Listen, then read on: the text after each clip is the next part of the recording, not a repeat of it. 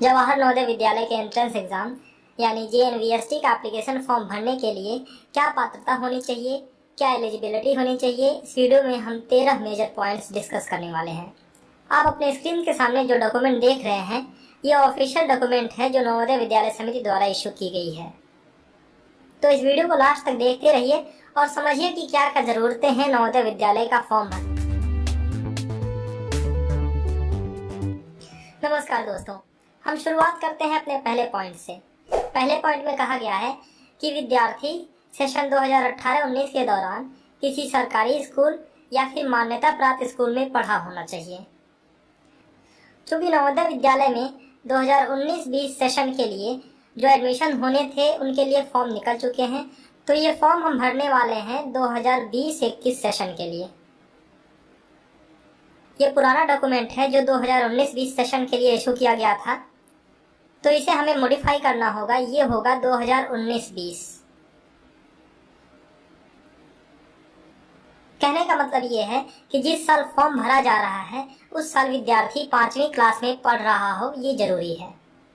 और ये भी जरूरी है कि जिस स्कूल में पढ़ रहा हो वो या तो सरकारी हो या तो मान्यता प्राप्त विद्यालय हो। हमारा दूसरा पॉइंट है एज को लेकर के। देखिए, नवोदय विद्यालय का एप्लीकेशन फॉर्म भरने के लिए जो एज की रिक्वायरमेंट होती है वो होती है 9 से 13 साल। तो अगर हम 2019 की बात करें तो ये डेट ऑफ बर्थ उसी बीच में पड़ती है। चूँकि हम 2020 का फॉर्म भर रहे होंगे तो यहाँ हमें करना होगा 2007 और यहाँ हमें करना होगा 2011। तो जो भी विद्यार्थी नवोदय का फॉर्म भर रहा है उसकी डेट ऑफ बर्थ 1/5/2007 से 30/4/2011 के बीच होनी चाहिए। और एज में किसी भी कैटेगरी को कोई भी रिलैक्सेशन नहीं मिलता है, चाहे वो जनरल का हो, OBC का हो, SC का हो या फिर ST का हो, सभी को समान एज ग्रुप में रखा गया है। अगर कोई विद्यार्थी अपना एज गलत दर्शाता है या फिर उन्हें लगता है कि आपकी एज गलत है, तो ऐसे केसेस में विद्यार्थी को उस डिस्ट्रिक्ट के CMO के पास रेफर किया जा सकता है। हमारा तीसरा पॉइंट है पढ़ाई से रिलेटेड।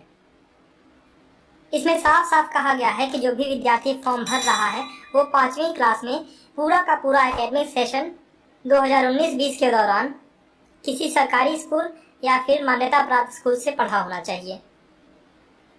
अगर विद्यार्थी ने ओपन स्कूलिंग की है तो उसने B सर्टिफिकेट कॉम्पिटेंसी कोर्स किया हो, ये ज़रूरी है। हमारा चौथा पॉइंट है ग्रामीण क्षेत्र के विद्यार्थियों को दी जाने वाली आरक्षण की सुविधा से संबंधित। आपको पता होना चाहिए कि जो 75% सीटें होती हैं वो ग्रामीण क्षेत्र के विद्यार्थियों द्वारा भरी जाती हैं।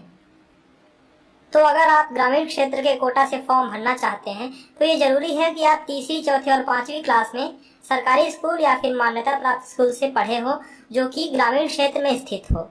अगर आप 3री, 4थी या 5वीं क्लास का एक भी दिन किसी भी ऐसे स्कूल में पढ़ते हैं जो शहरी क्षेत्र में है तो आप उस कोटा से एलिजिबल नहीं होंगे फॉर्म भरने के लिए, यानी कि आप इस 75% के अंडर में नहीं फॉर्म भर सकते हैं। पांचवा पॉइंट NIOS से संबंधित है, यानी कि जो विद्यार्थी ओपन स्कूलिंग कर रहे हैं। इसमें लिखा गया है कि 30 सितंबर से पहले जिन विद्यार्थियों ने B certificate competency course pass कर लिया है वो एलिजिबल है ये फॉर्म भरने के लिए। और वो विद्यार्थी रूरल एरिया से बिलोंग करता है या फिर अर्बन एरिया से बिलोंग करता है, ये तहसीलदार या डिस्ट्रिक्ट द्वारा इशू किए गए प्रमाण पत्र से निर्धारित किया जाएगा। क्योंकि अधिकतर विद्यार्थी रेगुलर स्कूलिंग ही कर रहे होते हैं तो ये पांचवा पॉइंट उनके लिए बहुत इंपॉर्टेंट नहीं है। हमारा छठवां पॉइंट है कि अगर किसी डिस्ट्रिक्ट का डिवीजन किया गया है, यानी कि एक डिस्ट्रिक्ट में से 2 डिस्ट्रिक्ट बनाए गए हैं और अगर दूसरे वाले जिले में नवोदय विद्यालय अभी नहीं बना हुआ है तो जो नवोदय विद्यालय पहले वाले जिले में स्थित है उसी में इन दोनों नए जिलों के विद्यार्थी फॉर्म भरेंगे।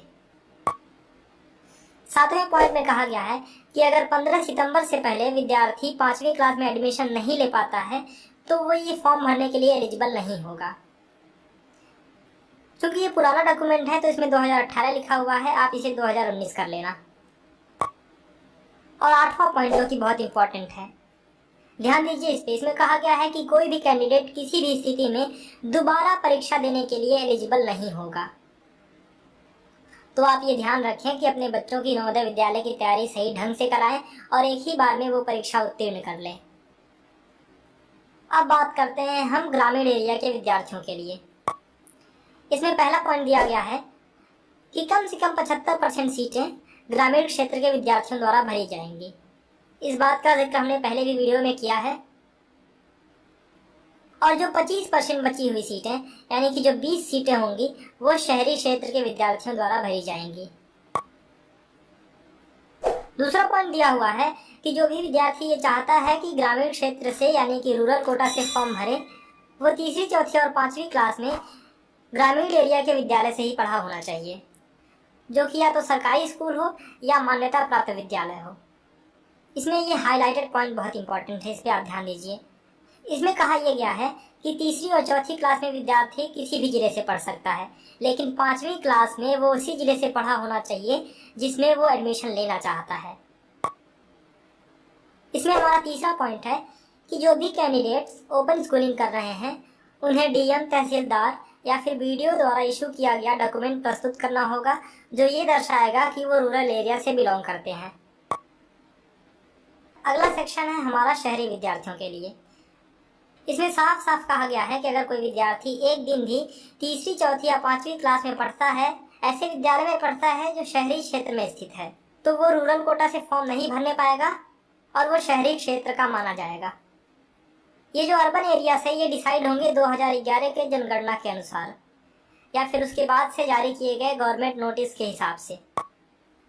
अगला सेक्शन है ट्रांसजेंडर कैंडिडेट्स के लिए। इसमें लिखा गया है ट्रांसजेंडर कैटेगरी के लिए कोई अलग कैटेगरी नहीं है, उन्हें बॉयज़ कैटेगरी में ही शामिल किया जाएगा रिजर्वेशन पर्पज से, और उन्हें अपनी सब कैटेगरीज के हिसाब से जैसे रूरल, अर्बन, SC, ST या फिर दिव्यांग के हिसाब से रिजर्वेशन प्रोवाइड किया जाएगा। इस डॉक्यूमेंट का अगला हिस्सा है रिजर्वेशन ऑफ सीट से संबंधित। इस बारे में हम किसी और वीडियो में डिस्कस करेंगे। अगर आपको अभी नवोदय विद्यालय का एप्लीकेशन फॉर्म भरने को लेकर के, एलिजिबिलिटी से लेकर के कोई डाउट है तो आप हमें कमेंट सेक्शन में लिखना ना भूलें। वीडियो को लाइक करें और ज़्यादा से ज़्यादा शेयर करें ताकि ये जानकारी और भी लोगों तक पहुंच सके। हम इसी तरह के वीडियोस लगातार लाते रहते हैं। आप इन सारी इन्फॉर्मेशन से अपडेटेड रहें, इसके लिए ज़रूरी है कि इस चैनल को सब्सक्राइब कर बेल आइकन ज़रूर दबाएं। इस वीडियो के अंत तक बने रहने के लिए आपका बहुत शुक्रिया। मिलते हैं आपसे अगली वीडियो में कुछ नई इन्फॉर्मेशन के साथ। तब तक के लिए अलविदा, धन्यवाद।